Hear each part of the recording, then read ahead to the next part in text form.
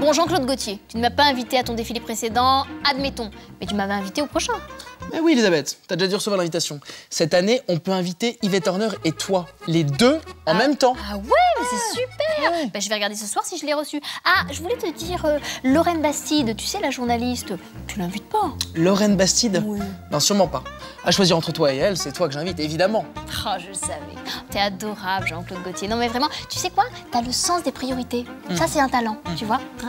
Tout de suite, la chronique de Lorraine Bastide, pas invitée au défilé Gaultier, alors que moi, oui. De la mode, descend dans le code. Bonjour Lorraine. Bonjour Elisabeth. Mais dites-moi, vous avez l'air toute gaie aujourd'hui, qu'est-ce qui se passe? Bah, ça va super bien, parce que j'ai reçu mon carton pour le défilé Jean-Claude Gaultier. Jean-Claude Gaultier? Ouais. Vous êtes invité au défilé de Jean-Claude Gaultier, vous êtes sûre? Bah oui, je suis sûre. Non mais attendez, si vous êtes invité, ça veut dire que moi je suis pas invitée. Ah bah ça, j'en sais rien. Bon, je réglerai ça plus tard. Cette semaine, vous nous parlez de quoi? Alors cette semaine, prenez un bon gros pot de peinture, vous le versez sur vos fringues dans votre penderie, vous laissez couler et vous serez au sommet. Non, non, pas complètement. Parce que l'été prochain, c'est ambiance. Alors, c'est, je dirais, plus Andy Warhol, le délire. C'est-à-dire qu'on a des couleurs bien franches, genre du rouge magenta, du jaune poussin, du vert sapin, du bleu roi.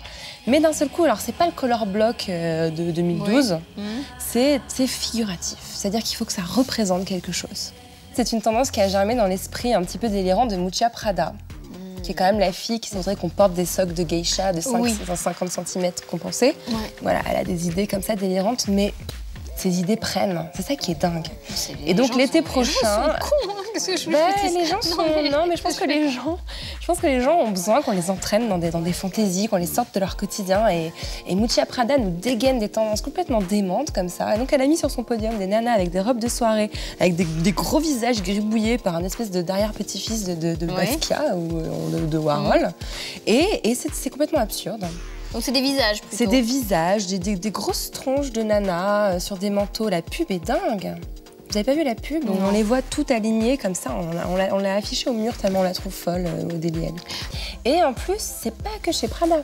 Par exemple, chez Céline, il y a des sortes de petites coups de peinture comme ça, bleu, jaune, vert sur les grandes robes chemises blanches. Et figurez-vous qu'on l'a vu aussi chez Chanel. Le défilé Karl Lagerfeld qui se déroulait dans une espèce de fausse galerie de peinture, vous vous rappelez? Galerie d'art. Il avait tout fait, les tableaux lui-même. Il met les tableaux, voilà. Et les nanas portaient des espèces de blouses en soie et des jupes de soie très jolies avec des petits coups de pinceau de toutes les couleurs aussi. D'accord. C'est gai, au moins. Alors, ça s'appelle l'optimisme agressif. C'est Miuccia Prada qui l'a dit. D'accord. Donc, soyons optimistes, agressifs. Voilà. Donc, on fait ça, c'est la tendance dont vous avez parlé à la rédac cette semaine. Ouais, la tendance arty. Bon, tous à vos pinceaux.